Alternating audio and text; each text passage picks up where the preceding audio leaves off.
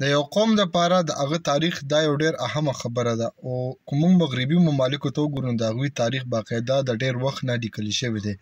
او که بیا یو خوا زموږ د خپله خبره وکړو نو زموږ د پښتون قوم تاریخ تر 18مې 18مې صدۍ پورې نه دی لیکل شوی او چې د هغې نه پس هم کوم لیکل شوی دی هغه ډېر باقاعده تاریخ نه دی.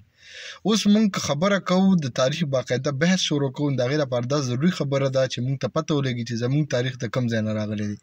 لومبۍ خبره دا چې زموږ په دې اړخونو باندې بارني حملاور ډېر زیات راغلي دي نو زموږ دپاره د هغه حملاورو کار داسې دی زموږ د تاریخ دپاره څنګه چې په تیاره کې یو ټارچ خلک نیسي او شي نه پرې ګوري نو هغه خلکو کې دا کار و چې هغوی به کله رالل نو هغوی سره به باقاعده تاریخدانان ګرځېدل او چې په کوم ځای نه به تېرېدل نو د هغه خلکو باره کې به هم هغوی لیکل کول. نو موږ ته د دغې نه د خپل تاریخ باره کې ډېر څه مواد میلاویږي.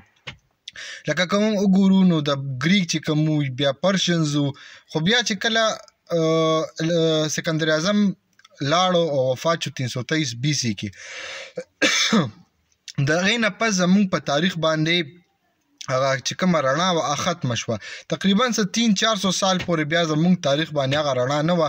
هغه بیا الله راله چې کله منندر باچا راغی یا هغې نه پس موریا دور راغی چندرګپتا موریا او اشوک او بیا څه نه څه په دې به تاریخ باندې څه نه څه رڼا پرېوته او د دې رڼا په نتیجه کې به موږ څه نه څه خپل تاریخ هغه سکیچ ډرا کوو او اوس په راتلونکي چې کوم ویډیوز وي هغې کې به موږ باقاعده توګه باندې د خپل تاریخ باندې یو رڼا اچو.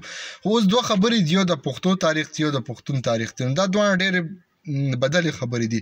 د پښتون تاریخ ډېر زوړ دی او د پښتو تاریخ دومره زوړ نه دی. د پښتو ژبه څنګه جوړه شوه دا د دې چې کوم خاندان دی د آریایي ژبو یا د دې کوم خاندان سره تعلق دی اب هم موږ وایو بیا به د پښتون تاریخ وایو انشاءالله.